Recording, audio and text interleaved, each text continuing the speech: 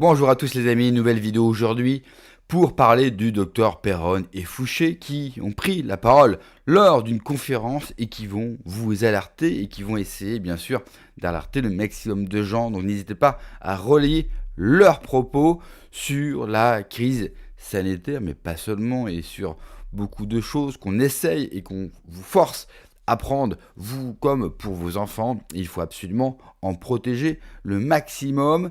Avant de vous passer bien sûr l'extrait dans son intégralité, n'oubliez pas de vous abonner, de laisser un pouce en l'air, un abonnement, de booster la vidéo. Et pour ceux et celles qui veulent me soutenir, eh bien vous avez le Tipeee et le Patreon. Tous les liens sont dans la description. Beaucoup, c'est que le ministre et la caisse de sécu dit aux pédiatres, aux généralistes, vous inoculez avec cet anticorps monoclonal tous les nourrissons de France à titre préventif. Alors là, je dis, ça sent mauvais, ça.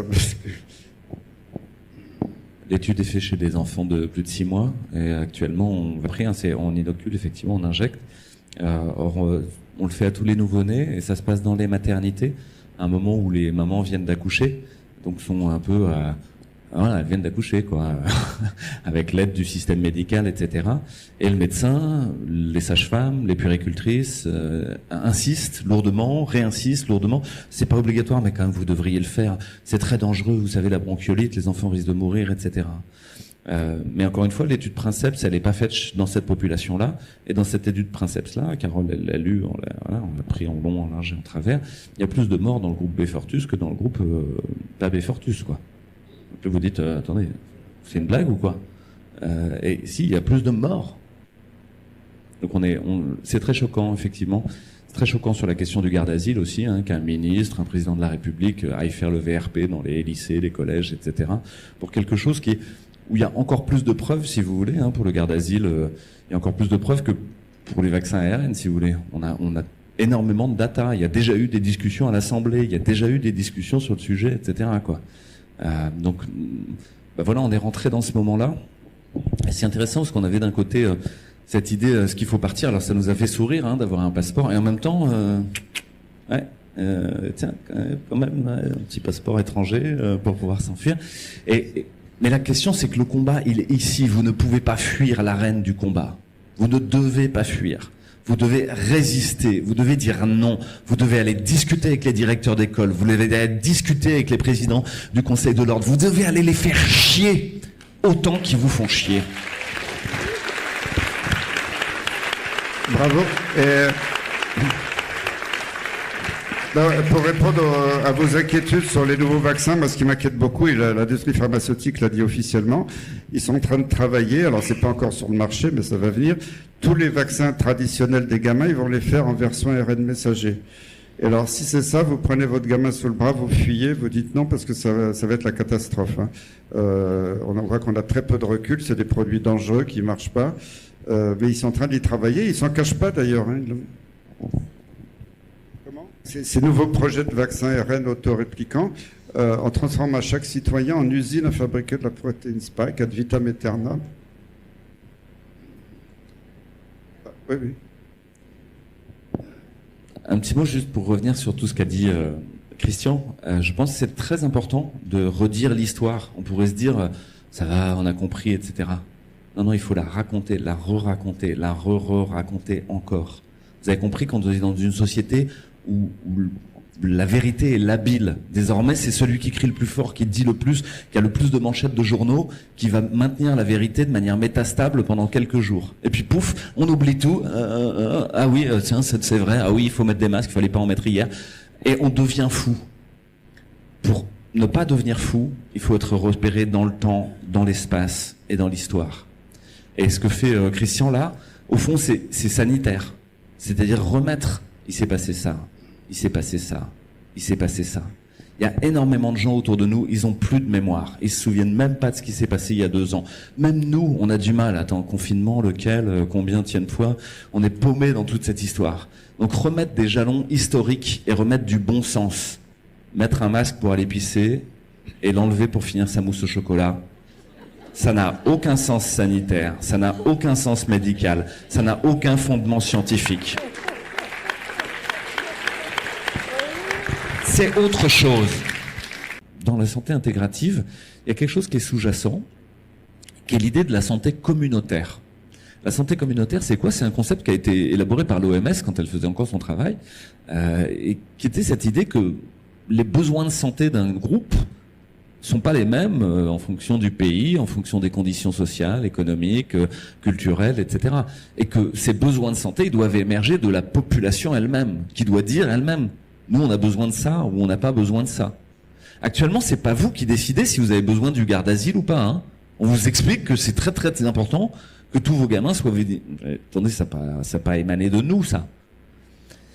Et ça, c'est la force de la communauté quand elle existe. Nous, nos communautés sont complètement explosées. Chacun vit dans son coin, etc. Mais dès que les gens se rassemblent, ils sont capables de redéfinir leurs besoins ensemble et ensuite de dire aux tutelles institutionnelles, ça doit se passer comme ça. Pour le moment, il n'y a pas de force constituée importante qui soit en discussion depuis la base vers le sommet.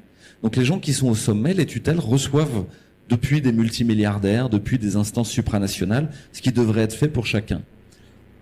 Mais ça devrait nous dire en miroir, il faut qu'on s'organise, il faut qu'on travaille, il faut qu'on soit structuré, il faut que nos réseaux soient densifiés, il faut que nos échanges les uns avec les autres soient de plus en plus importants. Et personne n'a dit que ça serait facile. Hein. Il va y avoir plein de conflits, il va y avoir plein de tensions. Mais c'est ça qu'il faut faire. Il ne faut pas rester dans son coin à paniquer, à regarder sur Internet tous les jours à quelle sauce on va être mangé. Il faut faire des assos, il faut faire des groupes, il faut faire des collectifs, il faut faire rêve, etc. C'est très beau, c'est très bien que ça existe. Parce que c'est ça le ferment initial qui va permettre qu'effectivement il puisse y avoir à un moment une discussion entre rêve et le Conseil de l'Ordre, entre rêve et l'ARS, entre rêve et les tutelles institutionnelles qui existent déjà. Pour le moment, c'est pas possible. Mais je peux vous assurer qu'au sein même des institutions, il y a plein de gens qui n'attendent que ça. Ils reçoivent, depuis la tutelle, sur la question des effets secondaires, par exemple, hein, des instructions qui sont comme les 3 petits singes, vous savez, ferme les yeux, ferme les oreilles, ferme la bouche. Voilà. Mais il y en a plein, ils savent, ils ont envie de dire, ils disent, mais il y a un problème là. Et ils attendent que ça, qu'il y ait des citoyens qui se bougent le cul. J'ai eu la chance d'être accueilli au Parlement roumain il y a quelques semaines, et il y a un citoyen qui est venu présenter un travail qu'il avait fait, sur lequel il a obtenu l'illégalité avéré donc il y a un coup de tampon par la justice administrative roumaine, disant que l'état d'urgence était illégal. Ça y est, c'est jugé. L'état d'urgence était illégal. Maintenant, ils ont 1 an pour faire payer les 27 gars qui ont signé l'état d'urgence. J'ai fait exprès, dans l'extrait que vous avez vu, de couper certains mots qui sont interdits et que YouTube n'aime pas, pour éviter, bien sûr, que la vidéo saute, mais je tenais quand même à vous partager cet extrait qui est pour moi d'utilité publique. Je pense que vous appréciez tous le Dr Péronne comme Fouché, qui ont été des défenseurs de la liberté médicale pendant la crise sanitaire, et on avait besoin de combattants comme eux, et ils continuent, malgré toutes les pressions qu'ils puissent subir, malgré qu'ils ont pu perdre leur travail, ils continuent à vouloir alerter les gens. Malgré cela, je ne sais pas si demain, s'ils nous refont bien sûr le coup d'une crise sanitaire, je ne sais pas si les gens ne vont pas se laisser avoir et ils vont résister. J'en suis personnellement pas sûr du tout, malgré tout ce qu'on peut nous dire. Et c'est bien que ces 2 personnages, que ces 2 docteurs, sillonnent la France dans des conférences, fassent des vidéos. Aujourd'hui, ce sont des vrais acteurs politiques. Ils ont dépassé bien sûr le stade de la médecine pour alerter les gens. Parce qu'aujourd'hui, la médecine, ce n'est plus de la science, c'est du business. Ils sont là pour nous vendre des produits, ils sont là pour nous vendre des traitements, qui font tout sauf nous soigner et qui coûtent une fortune. Alors qu'il y a plein d'autres moyens bien plus naturels, mais c'est vrai, bien moins coûteuses, et donc qui rapportent beaucoup moins d'argent pour les labos de se soigner. Et c'est ça qu'il faut valoriser. Ensuite, autre chose dont il parle, c'est justement cet effet de groupe et de communauté. Aujourd'hui, nous sommes chacun dans notre coin. Et il faut absolument retrouver cette communauté et ce groupe pour nous donner de la force. Et ils le constatent, eux, je l'ai constaté quand j'étais militant politique, les gens ne se rencontrent pas, les gens ne se parlent pas. On me dit souvent que les manifestations ne servent à rien, et notamment celles de Florent Philippot. C'est vrai. C'est vrai qu'elles ne vont pas renverser Macron, elles ne vont pas renverser l'Europe. Oui, c'est tout à fait vrai.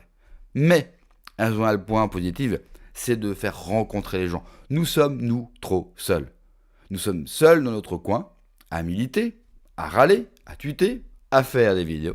Mais imaginez la force si on serait capable, pour une fois, de nous réunir. Le problème, c'est que même entre nous, nous sommes beaucoup trop divisés, car le système a réussi une prouesse. C'est de nous diviser en différents groupes. Et même si nous avons tous la France à cœur, que nous sommes tous des patriotes, eh bien, ils arrivent quand même à mettre des différences entre nous. Moi, je suis pour les communautés. Il y a des gens qui forment des communautés, qui vont dans des villages, qui restent entre eux. Je suis totalement pour ces projets. Et j'imagine qu'on va en voir beaucoup plus à l'avenir. Il faut qu'on se rende compte, donc si autour de chez vous, il y a des manifs, il y a des rassemblements, allez-y, n'ayez pas honte, n'ayez pas peur. Et vous allez rencontrer des gens qui pensent comme vous. Et mine de rien, même si ça ne changera pas notre destin, ça fait du bien. Et c'est exactement de ça qu'on parle. Que ce soit pour la médecine ou pour la communauté, pour le moral. Le but de tout cela, c'est que ça nous fasse du bien. La médecine, elle est là pour vous soigner. La médecine, c'est un choix. Vous avez le choix de vous soigner et vous avez le choix de ne pas vous soigner. Et le médecin doit avoir la totale liberté de vous prescrire et de vous conseiller le traitement adéquat. En France, il y a un travail énorme à ce sujet. Au moins, avec le nouveau ministre de la Santé américaine, les choses changent. Lui est en train de mettre en place des choses et il est en train de mettre au pas petit à petit Big Pharma et de leur imposer des règles qui devraient être la norme. À quand cela en France? À quand la vérité sur la période de la crise Covid? On y est encore loin.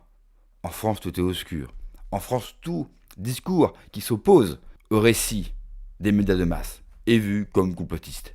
Le problème pour eux, c'est qu'on a eu raison sur tout. Alors oui, c'est vrai, on a raison trop tôt, et c'est là notre malheur.